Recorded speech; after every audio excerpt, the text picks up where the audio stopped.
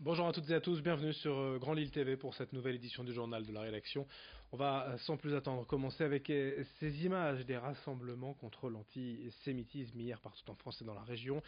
À Lille, ils étaient près de 1500 place de la République hier soir, à chaque fois en silence, des rassemblements mêlant plusieurs partis politiques de droite comme de gauche, de nombreux élus bien évidemment présents, notamment Martine Aubry, Jean-René Le Cerf ou encore Xavier Bertrand. Certains anonymes avaient même choisi de venir avec une étoile jaune. Le malheureux symbole des Juifs durant la Seconde Guerre mondiale, d'autres portaient des bonnets phrygiens, symbole de la République. Lors des rassemblements, une minute de silence a été respectée, suivie d'applaudissements en hommage, en soutien aux victimes des récentes agressions. Écoutez Martine Aubry, maire de Lille, au micro de Xavier Silly. Il faut surtout que tout le monde réagisse, que tout le monde dise clairement, non pas ah il y a eu ça, mais on pourrait dire, mais dire simplement non. Non, on ne critique pas quelqu'un parce qu'il est juif, parce qu'il est musulman, parce qu'il est catholique. Et quand on sait ce qu'on a vécu, enfin je sais pas, la mémoire de la Shoah, ça ne dit rien à tous ces gens-là. C'est-à-dire, ça veut dire aussi beaucoup de choses sur l'éducation, sur la façon dont ils ont été élevés. Enfin, c'est quand même le plus grand drame de l'humanité de ces derniers siècles. Voilà, et on est prêt à repartir vers cela. C'est épouvantable. Voilà, donc moi je veux dire, je me sens extrêmement malade que la France en soit là, parce que ça veut dire que notre pays va très très mal. Voilà. Et je suis heureuse qu'on puisse se retrouver pour dire ça suffit. À Lille, toujours, le projet d'aménagement de la friche Saint-Sauveur continue d'alimenter les tensions entre la mairie d'une part et les opposants au projet d'autre part. Actuellement suspendu par le tribunal administratif dans l'attente de mesures environnementales, le projet va bénéficier d'une concertation publique dès vendredi concernant l'utilité ou non de construire une piscine olympique sur le terrain du Belvédère. Ici, hier matin, la mairie a fait installer des murs provisoires afin d'en bloquer l'accès aux opposants, mais ces panneaux de fer et de bois ont rapidement été démontés dans la journée par les membres de l'association Parc Saint-Sauveur, lesquels demandent un poumon vert sur ces hectares de la friche Saint-Sauveur, plutôt un grand parc urbain que de nouvelles constructions. Explication au micro de Lucille-Berthe Constant. On est sur un espace où il y a beaucoup de nouveaux habitants sur ce secteur de la porte de Valenciennes, à qui on avait promis un espace vert sur cet espace dit du Belvédère. Ils vont le voir disparaître s'il ne se passe rien. On est aussi sur un espace où on a 23 hectares de nature, où ça pourrait être une citadelle bis, puisque la nature reprend ses droits ici, et qui serait au profit du quart sud-est de l'île, où on a le plus de déficit d'espace vert. Donc voilà, on a le parc Le Bas qui est complètement bouché, on dirait la Côte d'Azur quand on y va l'été. Donc l'enjeu, c'est de préserver ces aménités pour les habitants et puis pour ces résidents qui ont acheté en pensant avoir un espace vert sous leurs fenêtres. Une information emploi également pour la région, information positive car les deux constructeurs ferroviaires régionaux Alstom et Bombardier ont aujourd'hui leur carnet de commandes bien rempli pour les prochaines années et devraient embaucher ces prochains mois. La région Île-de-France, vous le voyez, sa présidente Valérie Pécresse était en visite hier dans le Valenciennois. La région Île-de-France va investir près de 10 milliards d'euros pour renouveler à terme son parc de TER. Alors pour assurer les livraisons dans les temps, Bombardier va recruter ainsi 250 personnes, des ingénieurs, opérateurs et chaudronniers.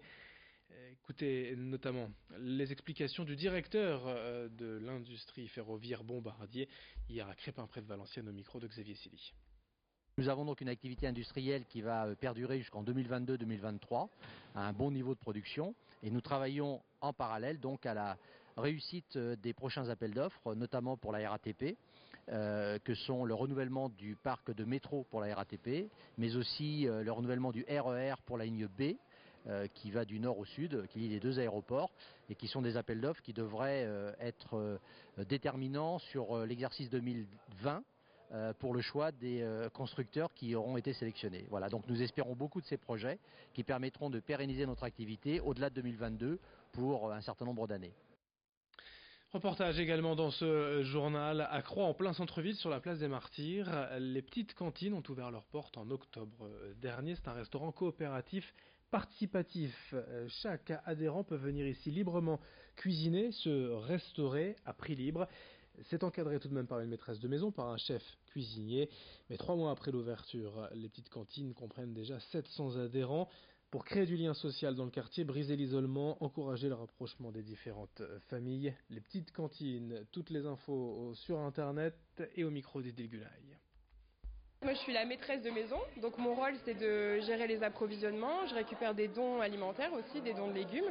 À partir de ça, j'écris un menu. Après, je veille à ce que la cuisine se passe bien, à ce que les gens se sentent bien aussi, à ce que les rencontres se fassent. Et voilà.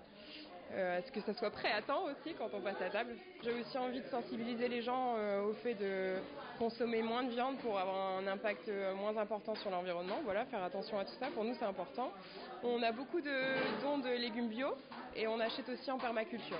Après il y a d'autres produits qui ne sont pas forcément bio, c'est comme à la maison, on fait de notre mieux et on va essayer de s'améliorer au quotidien pour un monde meilleur en cuisine aussi, dans l'assiette.